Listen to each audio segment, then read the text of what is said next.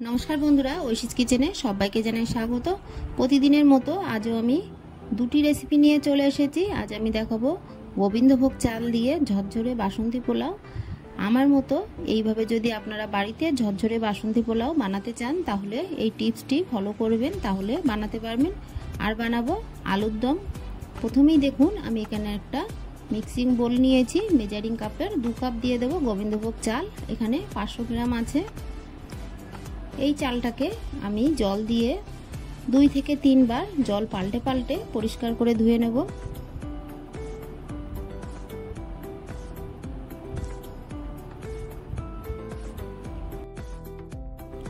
বাড়িতে নিরামিষ দিনে খুব সহজভাবে আলুর দম আমার মতো করে বানিয়ে ফেলবেন, আর সঙ্গে ঝরঝরে বাসন্তী পোলাও। এই দুটো রেসিপি থাকলে মাছ মাংসের প্রয়োজন হবে না, এটা দিয়েই খেয়ে নেবে। দেখুন আমি গোবিন্দভোগ চালগুলো জল ঝরাতে দিলাম, ভালো করে আমি একটু পাতিয়ে দেবো আর ফ্যানের হাওয়ায় দিয়ে দেবো, তাহলে খুব সহজে জলটা ঝরে যাবে। এদিকে দেখুন আদা কাঁচা লঙ্কা নিয়েছি, এটাকে আমি বেটে নেব। এরপর আলুর দমের জন্য দেখুন একটা মিক্সিং জার নিয়েছি, তার মধ্যে 2টো কুচানো পেঁয়াজ দিয়ে দেবো, 2-3টে কাঁচা লঙ্কা আর দিয়ে দেবো আদা রসুন।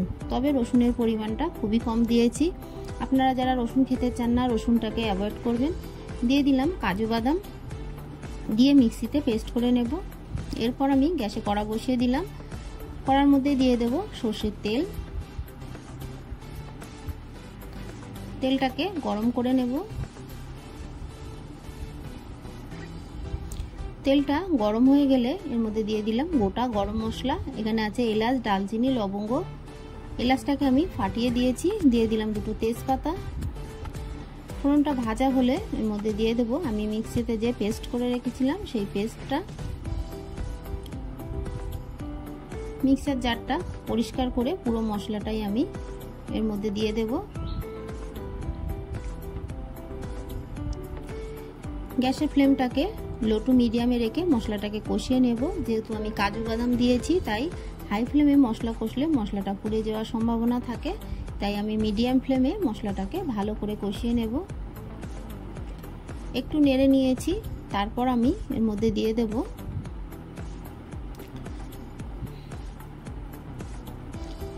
জিরে গুঁড়ো, 1 টিস্পুন জিরে গুঁড়ো দিয়ে দিলাম। দিয়ে দিলাম হলুদ গুঁড়ো, দিয়ে ভালো করে নেড়ে নেব। এরপর দিয়ে দিলাম টমেটো কুচি, একটা মিডিয়াম সাইজের টমেটো আমি ছোট ছোট করে কেটে দিয়ে দিলাম। একটু নেড়ে নিয়ে দিয়ে দিলাম লাল লঙ্কার গুঁড়ো। ঝালটা আপনারা যেমন খাবেন সেই মতোই দেবেন। কালারের জন্য দিয়ে দেব কাশ্মীরি লঙ্কার গুঁড়ো। কাশ্মীরি লঙ্কার গুঁড়ো আপনাদের ঘরে থাকলে দেবেন, না হলে দেবেন না, এটা শুধু কালারের জন্যই দিচ্ছি। দিয়ে ভালো করে মশলাটাকে বেশ কিছুক্ষণ নেড়ে কষিয়ে নেব। যতক্ষণ মশলা দিয়ে তেল না বেরোয় ততক্ষণ এই মশলাটাকে কষিয়ে নিতে হবে। দিয়ে দিলাম কিশমিশ, কিছুটা কিশমিশ দিয়ে মশলাটাকে আমি বেশ কিছুক্ষণ নেড়ে ভালো করে কষিয়ে নেব।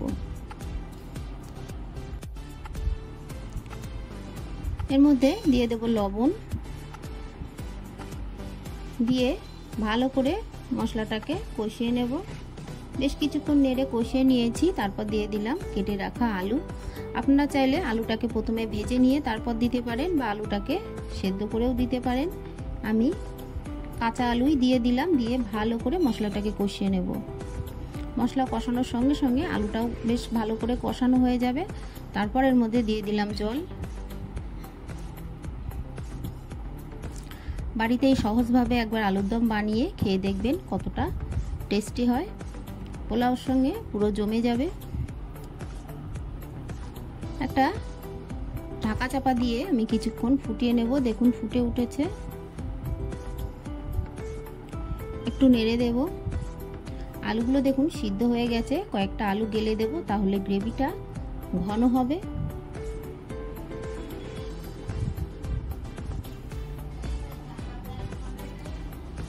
বেশ কিছুক্ষণ আমি ফুটিয়ে নিয়েছি। দিয়ে দিলাম স্বাদ অনুযায়ী একটু মিষ্টি, মিষ্টিটা যেমন খান তেমনই দেবেন। সবশেষে দিয়ে দিলাম সানরাইজের শাহি গরম মশলা। গ্রেভিটা আপনারা যেমন রাখতে চান সেই মতোই রাখবেন। এইভাবে আমি আরও একটু ফুটিয়ে নেব, নিয়ে ফ্লেমটাকে অফ করে দেব। একটু চেখে দেখে নিলাম সব কিছু ঠিক আছে, আমি ফ্লেমটাকে অফ করে দেব। এরপর আমি গ্যাসে আবারও কড়া বসিয়ে দিয়ে দিলাম ঘি। ঘিটা গরম হলে ফ্লেমটাকে অফ করে দিয়েছি। ঘিটা যখন ঠান্ডা হয়ে যাবে সেই সময় এর মধ্যে দিয়ে দেব হলুদ। হলুদটাকে দিয়ে ভালো করে মিশিয়ে নেব। এই হলুদ মেশানো ঘিটা আমি যে গোবিন্দভোগ চাল ধুয়ে জল ঝরিয়ে নিয়েছি তার মধ্যে ঢেলে দেব। দেখুন ঘিটাকে দিয়ে দিলাম। এইভাবে আপনারা যদি দেন তাহলে বাসন্তী পোলাওর কালারটা দারুণ আসে। কড়া থেকে দেখুন ভালো করে আমি চাল দিয়ে মুছে পরিষ্কার করে নিলাম। কাঁচা ঘি না দিয়ে আপনারা যদি এইভাবে দেন তাহলে কালারটা দারুণ আসবে। এর মধ্যে দিয়ে দিলাম আদা কাঁচা লঙ্কা বাটা। এরপর আমি দিয়ে দেব গরম মশলার গুঁড়ো, হাফ টিস্পুন গরম মশলার গুঁড়ো আমি দিয়ে দিলাম। দিয়ে হাত দিয়ে খুব ভালো করে মাখিয়ে নেব। একটু সময় নিয়ে ভালো করে মাখাবেন পুরো চালের মধ্যে, তাহলে কালারটা সুন্দর আসে। ভালো করে মাখিয়ে নিয়ে আমি 10 মিনিট রেখে দেব।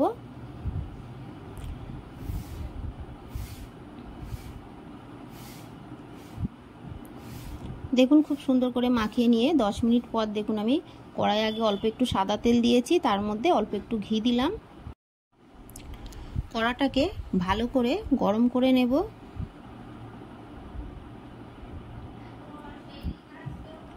কড়াটা গরম হয়ে গেছে। এই সময় এর মধ্যে আমি দিয়ে দেব গোটা গরম মশলা, দিয়ে দেব তেজপাতা।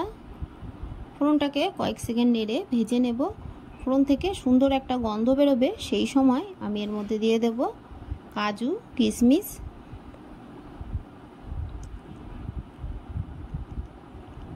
ফ্লেমটাকে আমি এই সময় লো করে রেখেছি, না হলে কিশমিশটা পুড়ে যাবে। দিয়ে দিলাম কাজু। লো ফ্লেমে কিছুক্ষণ নেড়ে কাজু কিশমিশটাকে ভেজে নেব।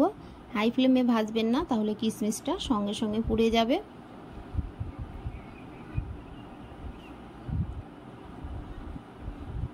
আপনারা চাইলে প্রথমে কাজুটা দেবেন, দিয়ে একটু নেড়ে নিয়ে তারপর কিশমিশটা দেবেন। কিশমিশটা তাড়াতাড়ি ভাজা হয়ে যায়। ভালো করে ভেজে নিলাম। তারপর গোবিন্দভোগ চালগুলো দিয়ে দিলাম। ফ্লেমটাকে বাড়িয়ে দিয়ে আমি বেশ কিছুক্ষণ নেড়ে নেব।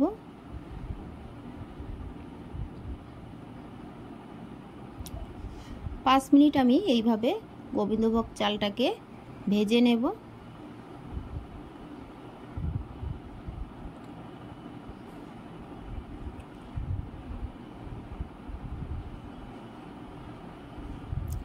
চালটাকে খুব ভালো করে আমি ভেজে নিয়েছি। এরপর দেখুন দিয়ে দেব জল। আমি যে কাপ মেপে চাল নিয়েছি সেই কাপ মেপে জল দেব। 2 কাপ চালের জন্য 4 কাপ দিয়ে দিলাম জল। এইটা আপনারা ভালো করে মনে রাখবেন। 1 কাপ চালের জন্য লাগবে 2 কাপ জল, আর 2 কাপ চালের জন্য লাগবে 4 কাপ জল। জলটাকে দিয়ে ভালো করে আমি মিশিয়ে নেব।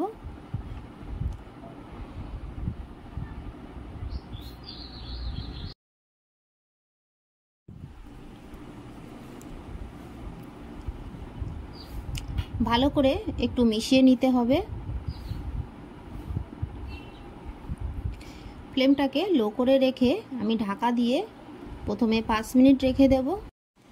ঢাকার উপরে একটা ছোট ছিদ্র আছে, এখানে একটা লবঙ্গ দিয়ে আমি ছিদ্রটা বন্ধ করে দিলাম। 5 মিনিট পর ঢাকাটা তুলে আমি একটু দেখে নিলাম। তারপর আমি আবারও ঢাকা দিয়ে 5 মিনিট রেখে দিলাম। 5 মিনিট পর দেখুন, আপনারা চাইলে এই সময় দিয়ে দিতে পারেন জিরা কাঁচা লঙ্কা। আমি কাঁচা লঙ্কা বেটে দিয়েছি তাই আর দিলাম না। স্বাদ অনুযায়ী লবণ চিনি দিয়ে দেব। মিষ্টিটা আপনারা যেমন খান তেমন দেবেন, আর স্বাদ অনুযায়ী লবণটাও দেবেন। দিয়ে ভালো করে মিশিয়ে নেব। আপনারা চাইলে যখন জল দিলাম সেই সময় লবণ চিনিটা দিতে পারেন।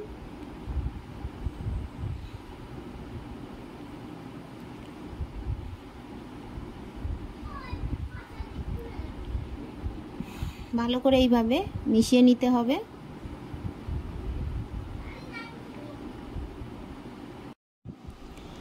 হালকা হাতে মিশিয়ে নেবেন।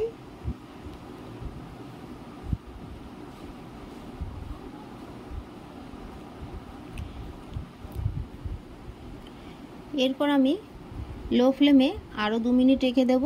2 মিনিট পর গ্যাসের ফ্লেমটাকে অফ করে দেব। অফ করে দেওয়ার পর আপনাদের 2 মিনিট পর আপনাদের দেখাচ্ছি। দেখুন গোবিন্দভোগ চালটা কতটা ঝরঝরে হয়েছে। এইভাবে আপনারা আরও 10 মিনিট রেখে দেবেন, দেখবেন পুরো ঝরঝরে গোবিন্দভোগ চালের পোলাও হয়ে যাবে।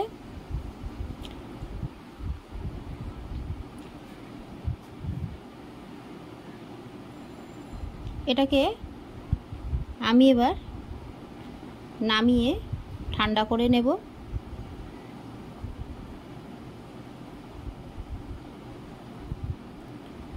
দেখুন পুরো ভাতটা কতটা নরমও হয়েছে, ঝরঝরেও হয়েছে। আপনারা এইভাবে বাড়িতে বানাবেন, তারপর আমাকে কমেন্ট করে জানাবেন। বাড়িতে অতিথি আসলে দেখুন কিভাবে সাজাবেন। তলায় প্রথমে কটা কাজু কিশমিশ এখান থেকে বেছে তুলে দিয়ে দেবেন। তারপর বাটি চেপে চেপে গোবিন্দভোগ চালের ভাতগুলো দিয়ে দেবেন।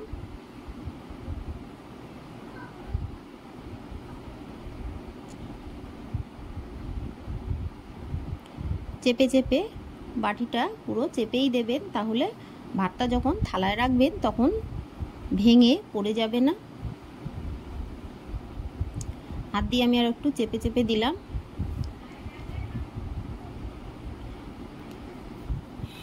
এরপর আমি একটা থালা নেব, থালার মধ্যে বাটিটাকে উল্টে দেব। দেখুন কত সুন্দরভাবে সাজানো হয়ে গেল। এরপর আমি যে আলুর দম বানিয়েছি, কয়েক টুকরো আলুর দম এখানে দিয়ে দেব। এরকম আলুর দম আর এরকম বাসন্তী পোলাও থাকলে বাড়ির কেউ দেখবেন মাছ মাংস চাইবে না। যে কোনো ছোটোখাটো অনুষ্ঠানে বা নিরামিষ দিনে আপনারা এইভাবে বাসন্তী পোলাও আলুর দম বানাবেন। তবে যারা পেঁয়াজ রসুন খান না, পেঁয়াজ রসুনটা স্কিপ করে দেবেন, বাদ বাকি সব একইভাবে করবেন, খেতে সেটাও দারুণ লাগবে। আমার এই সহজ রেসিপিটি আপনাদের ভালো লাগলে প্লিজ আমার চ্যানেলটিকে সাবস্ক্রাইব করে পাশে থাকা বেল আইকনটি ক্লিক করে দেবেন, তাহলে আমার নতুন নতুন ভিডিও নোটিফিকেশান আপনাদের কাছে পৌঁছে যাবে। রেসিপিটি ভালো লাগলে একটা লাইক করতে ভুলবেন না। রেসিপি দুটি কেমন লাগলো আমাকে কমেন্ট করে জানাবেন। ভালো থাকবেন, সুস্থ থাকবেন, আবার দেখা হবে পরের ভিডিওয়। পুরো ভিডিওটা দেখার জন্য সবাইকে জানাই অসংখ্য ধন্যবাদ।